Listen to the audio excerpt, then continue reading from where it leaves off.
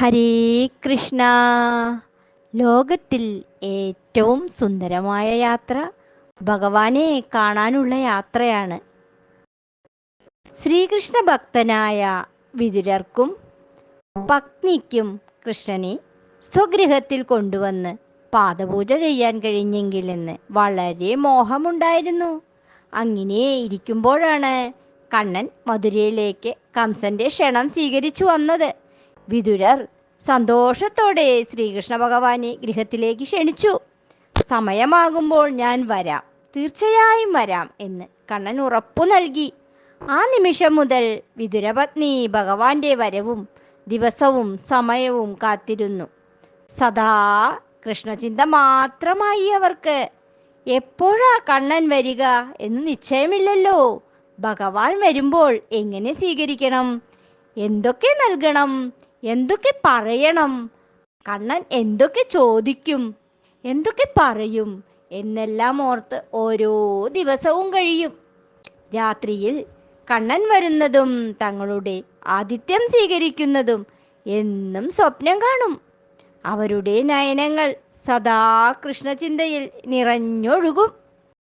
എന്നും കൃഷ്ണനെ സ്വീകരിക്കുവാൻ വേണ്ടതെല്ലാം ഒരുക്കി വെച്ച് കണ്ണനായി കാത്തിരിക്കും. കണ്ണൻ എപ്പോഴാണ് വരിക എന്നറിയില്ലല്ലോ. അടുത്ത ഗൃഹത്തിലെ ഒരു ഉണ്ണി എപ്പോഴും വിതുരപത്നിയുടെ സഹായത്തിന് വരാറുണ്ടായിരുന്നു. ആ ഉണ്ണിയോട് കൃഷ്ണനെ കുറിച്ച് എപ്പോഴും പറയും.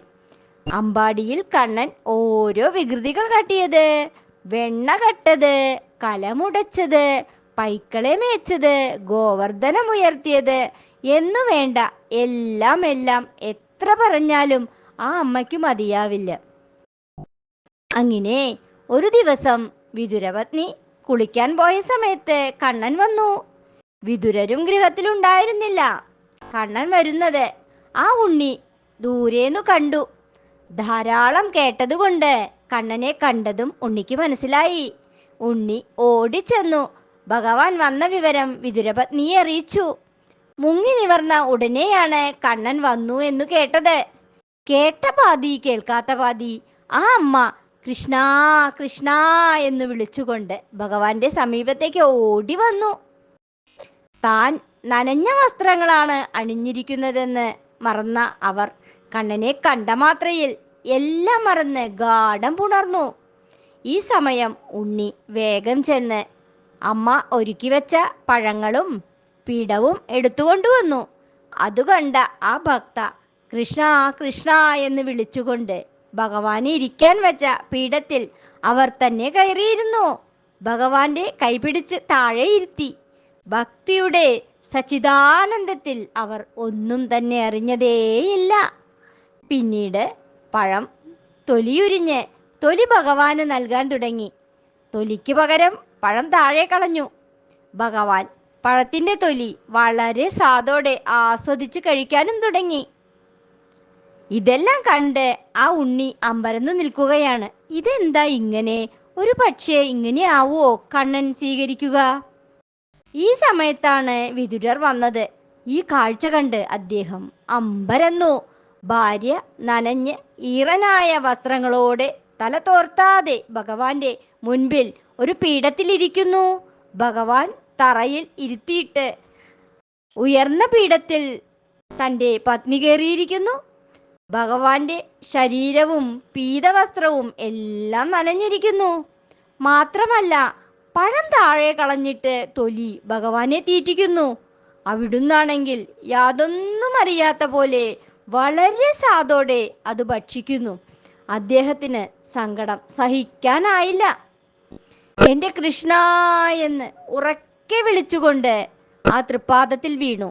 അപ്പോഴാണ് വിതുരപത്നിക്ക് ബാഹ്യബോധമുണ്ടായത്. ആ സ്വാതി ആകെ പരിഭ്രമിച്ചു. എൻ്റെ കൃഷ്ണ, ഇവളുടെ അവിവേകം പൊറുക്കണേ എന്നു കരഞ്ഞുകൊണ്ട് കൃഷ്ണപാദത്തിൽ നമസ്കരിച്ച് അപ്പോൾ കണ്ണൻ പറഞ്ഞു, നിങ്ങൾ ആചാരപ്രകാരം പൂജ ചെയ്യുന്നതിനേക്കാൾ ഇഷ്ടമായതും ഉചിതമായതും നിഷ്കാമമായ നിറഞ്ഞ സ്നേഹത്തോടെയുള്ള ഈ സൽക്കാരം തന്നെയാണ്. പഴത്തൊലിയോളം സ്വാദ് വേറെ ഒന്നിനുമില്ല. ഇത്രയും ഹൃദ്യമായത് എനിക്ക് അത്യപൂർവമായേ ലഭിക്കാറുള്ളൂ. ഭഗവാന്റെ മുൻപിൽ നാം നമ്മെ തന്നെ മറക്കണം. അവിടെ ഞാനും നീയുമില്ല. അതുകൊണ്ട് തന്നെ ഒരാചാരത്തിൻ്റെയും ആവശ്യവുമില്ല. ആ പരമപ്രേമമുണ്ടായാൽ മാത്രമേ ഭക്തനും ഭഗവാനും ഒന്നായി ആ സച്ചിദാനന്ദം അനുഭവിക്കാൻ സാധിക്കുകയുള്ളൂ. ഹരേ കൃഷ്ണ. സർവം ശ്രീകൃഷ്ണാർപ്പണമസ്തു. സർവത്ര ഗോവിന്ദ നാമ സങ്കീർത്തനം. ഗോവിന്ദ ഗോവിന്ദ.